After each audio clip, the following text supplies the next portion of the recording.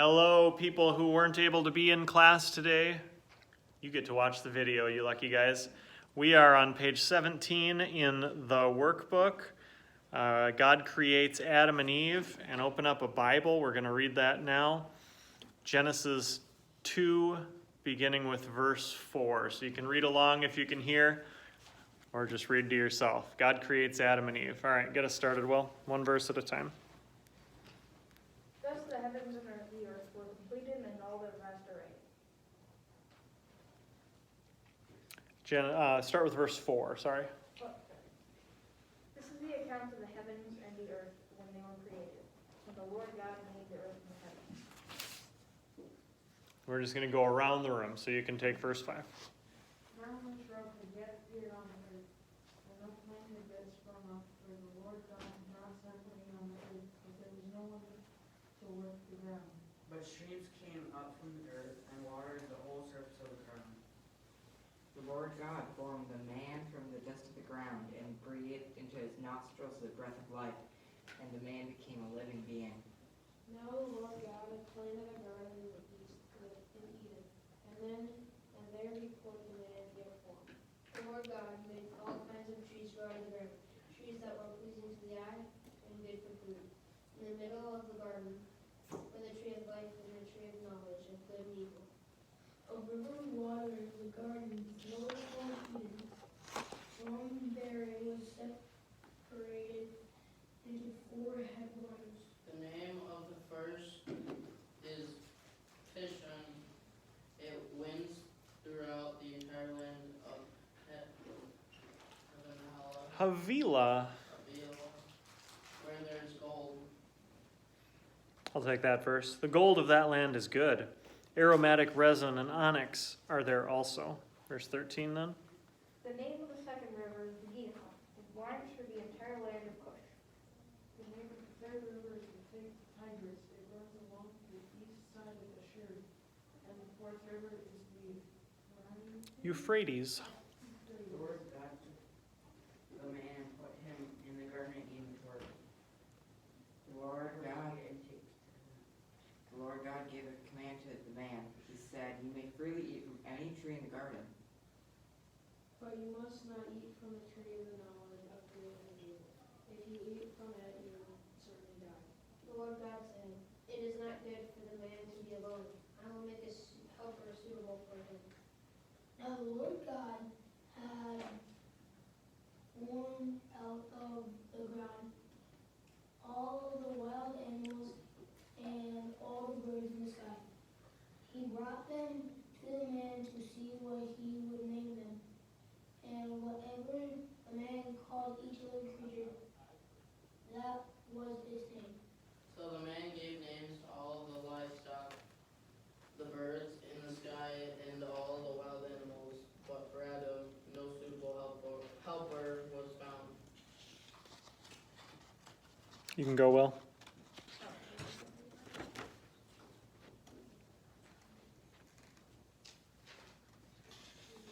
(21)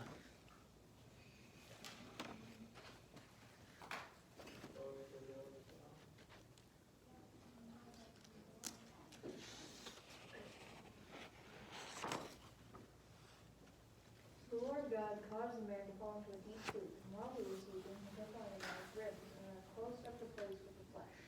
Then the Lord God made a woman from the rib he had taken out of the man, and he brought her to the man. Man said, "This is now bone of my bones and flesh of my flesh. She shall be called woman, for she was taken out of man." For this reason a man will leave his father and mother, and will remain united with his wife, and they will become one flesh. Adam and his wife arose and they felt no shame. All right, keep that book open. We're going to review what we just read. Guys who are 8th graders, we spent quite a bit of time in this section last time around. We have God creating Adam and Eve. So, quick review. How does God create Adam?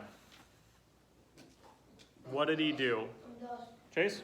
Out of dust in the ground. Out of dust in the ground. There's no right or wrong answer to this, but how do you think he did that? What do you think that was like, Levi? He just made like the shape of a body That's possible. Made a shape. Wesley? He made him like a snowman, and he just popped alive. It's like a snowman, he popped alive. Yeah, does he? I think of dust, and I don't really think of it like forming up, but maybe. So God, the word that he's using for formed is the same word that gets used. Question? No, I have no idea how he made. Okay, well, I'm going to say one more thing first. The word for formed is the same word that's used in Isaiah to talk about someone who makes pottery and makes, just carefully forms together on a pottery wheel how they're going to make a vase or something like that. So God is taking careful, hands-on care as he forms the man, and then he breathes the breath of life into him. And another idea, Levi? Now, like, you know how, like, somebody will get, like, shot in, like, Star Wars, and how they vanish away? Mm-hmm. Something like that, or reverse. But reverse, so it kind of looked like that. Yeah, Star Wars. Maybe like with the dust and then like breathe in it while he's Yeah, maybe. So there's two things. They're a little bit different than how he created the animals and the planets and the trees. How was it a little bit different, Jorgen? He created Adam with something that was already made. Yeah. Takes something from creation, the dust of the earth, and then he also does another special thing. So he's hands-on. He's using some material to create him, and then just to reinforce this, what does he do after that?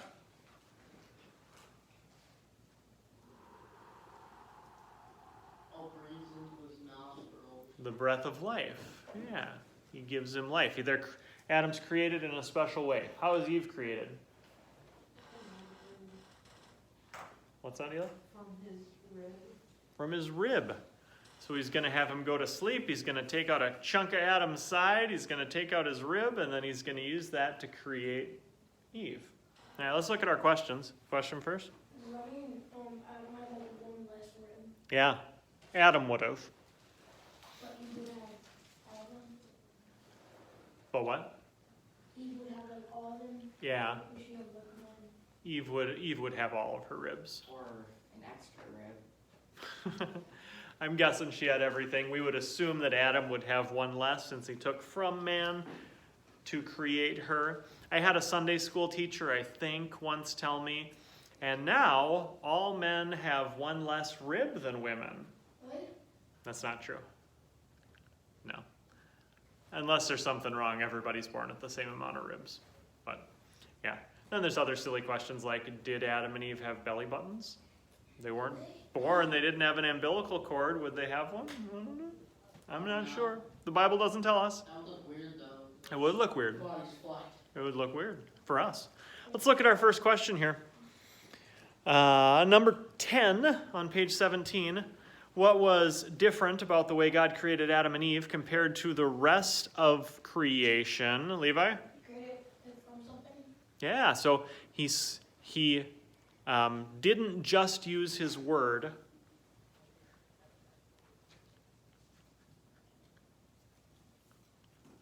He didn't just use his word. And you could say very hands-on. Very hands-on. Why did he do it that way? Why did he do it different, do you think? Eli? To show that man was special. Yeah, very good. Yep, you can write, to show we are his special creation. Number 11, why? To show we are his special creation.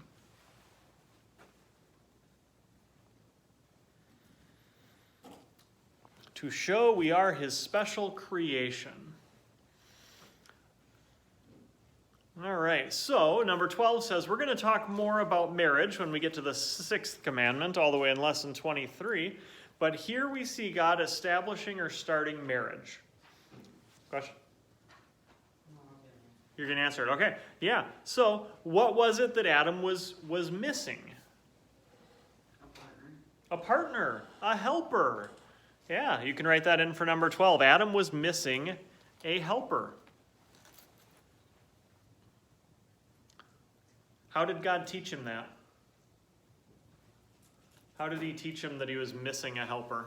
And you can be writing this in too, Will, on your sheet, and copy it in later. How did he show that, Wesley? He was working in the garden every day. He's working in the garden every day and maybe thinking, man, I wish I had some help.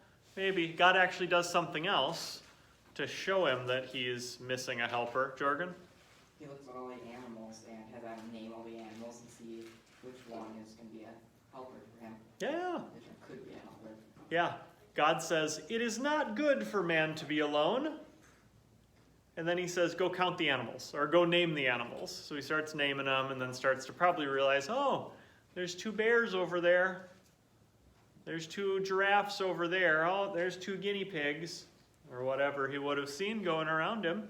That must have taken a while. Yeah, if it's all the animals in existence, or at least just like, hey, all the animals that are here, name them.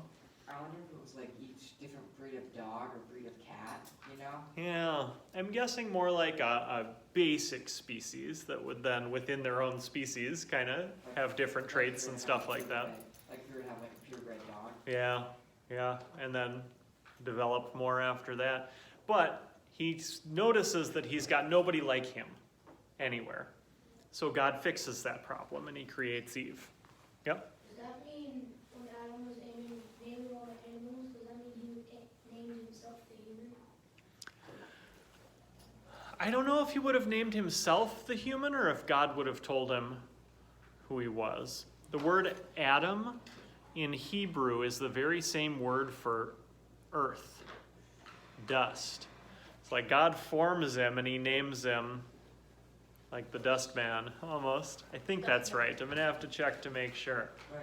But like he's Adam, he is the human, and then he's going to name his wife and he's going to call her woman and use kind of that same word, like woman comes from the word man, and he does the same thing in Hebrew.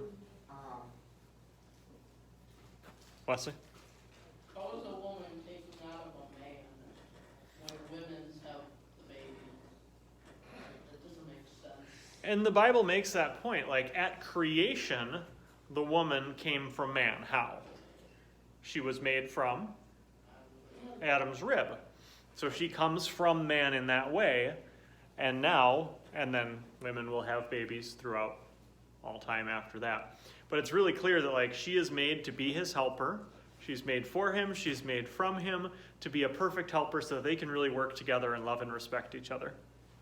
When did Adam get named Adam? Because it's always referring to Adam as human, the human. The human? I don't know. We'll have to kind of look and see. Off the top of my head, I can't. Where's the first time when it says Adam? It looks like verse 20, verse 17 says Adam.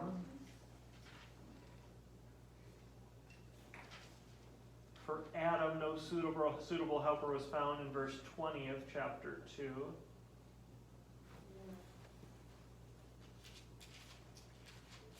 So right after he forms the man,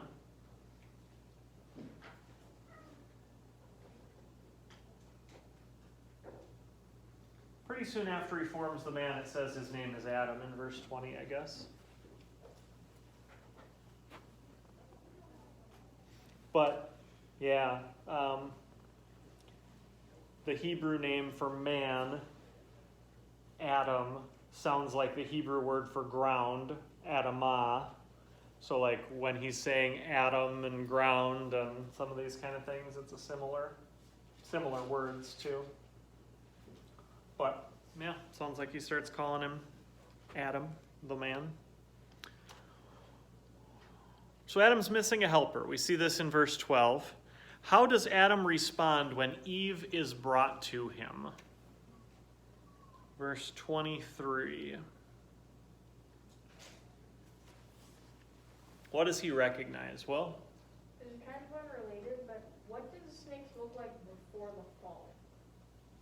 Because in the fall they get cursed to crawl on their belly and stuff. what did snakes look like before the fall? Yeah, we'll see in the fall that he says, you will crawl on your belly and eat dust. So there's a couple possibilities.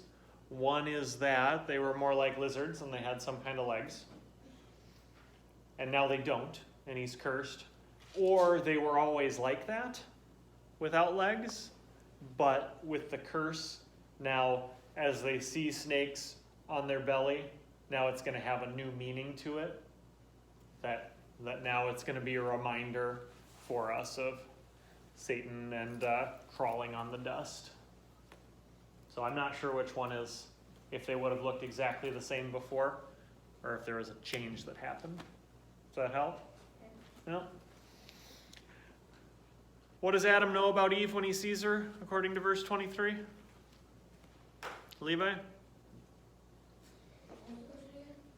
Verse 23, the Lord brings the woman to the man, and then the man says stuff.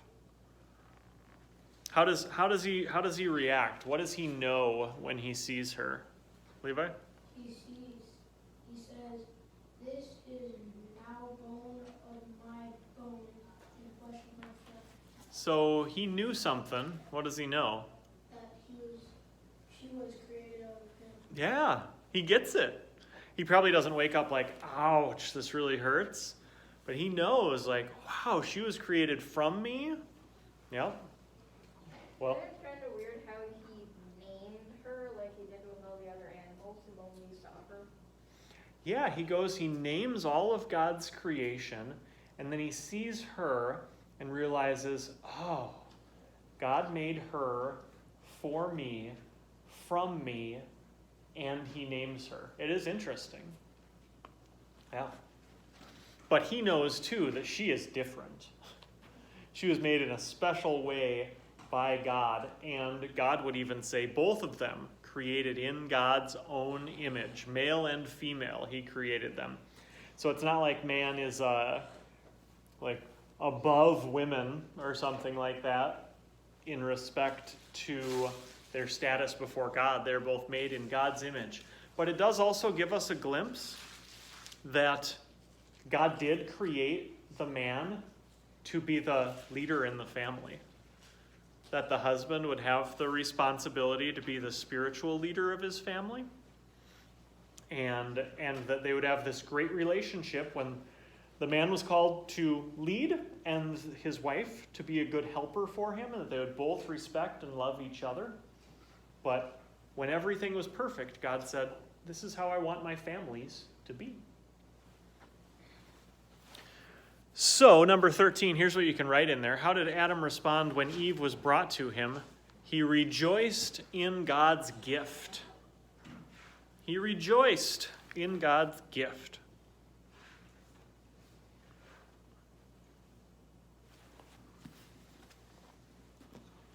In Hebrew, it's almost just like an exclamation, like, wow, when he says, oh, this is now bone of my bone, flesh of my flesh. Wow, God, thank you. In their perfect world, how do you think Adam and Eve treated each other before sin came into the world? Jorgen? Perfectly. Yeah, love and respect, you could write in there for number 14. Love and respect. Perfect love and respect. Perfect relationship with each other. It would be awesome if it was still like that now. But I'm sure that you guys have all heard your mom and dad get upset and fight with each other or not talk to each other for a while because, oh, how could you do that again? Or maybe your parents are absolutely perfect, but I doubt it. My kids have heard that kind of thing too. Yeah. The difference is for your parents, for our parents, that they have Christ and that they can have arguments with each other and find forgiveness and be able to work through those kind of things too with Jesus and his love. But yeah, now that sin is in the world, we're going to see, even with good parents, messy relationships sometime. Pray that they can keep on finding love and forgiveness. Number 15, God gave Adam and Eve one command regarding their new home. They were not to eat from the tree of the knowledge of good and evil. Why did he give them that command? I'll give you an answer in a minute, but why do you think he gave them that? Jordan? So they would know about evil and sin. He didn't want them to have to experience and really know evil and sin, so he said, don't eat from that tree. Yeah, what do you think?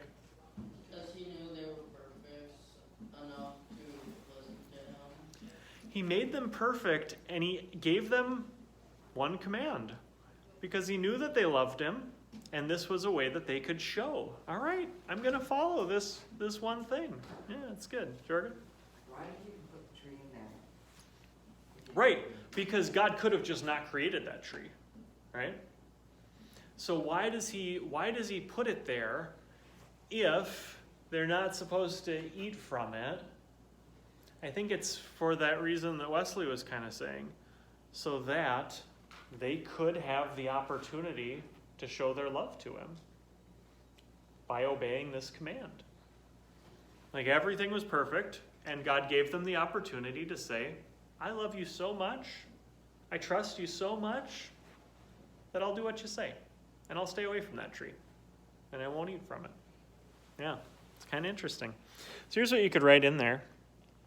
To give them a way to show love and thanks to God. To give them a way to show love and thanks to God.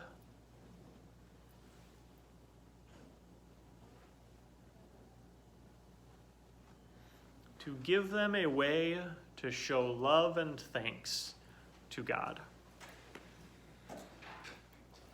All right, we've got a key term, free will. Here's the key term for you. The ability to choose to do right or wrong. The ability to choose to do right or wrong.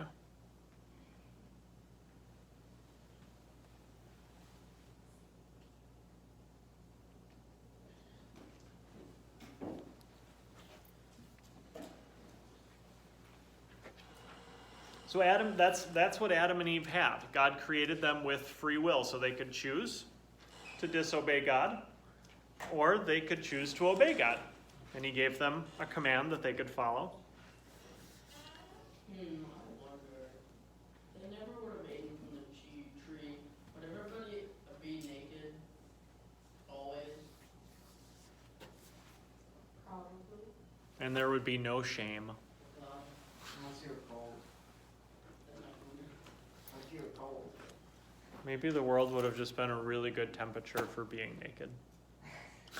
I don't know. Oh gosh. If there was sin, there probably wouldn't be like leather clothes made out of animal skins or something like that, because there wouldn't be death in the world. It wouldn't be shame. And do you think? Wouldn't be shame. We'd be able to control ourselves and not have sinful, impure thoughts. And do you think that, like, somebody, if Adam and Eve hadn't eaten from the tree, do you think someone else would be eating from the tree? Yeah, I don't know. How long would it have been until, like, if God would have continued giving people opportunities to show their free will by having the opportunity to eat from the fruit or something like that? Or at some time would have he done kind of like he did with the angels, and it seems like now he says to them, like now they don't have the opportunity to sin anymore. Those who have sinned are Satan's evil angels, and now the good angels are always there. Yeah, I don't know. And in heaven we won't have the opportunity to sin, and we won't sin. I think that's a good place to stop. I am going to pause this video and then start another one for the next lesson that we'll get into.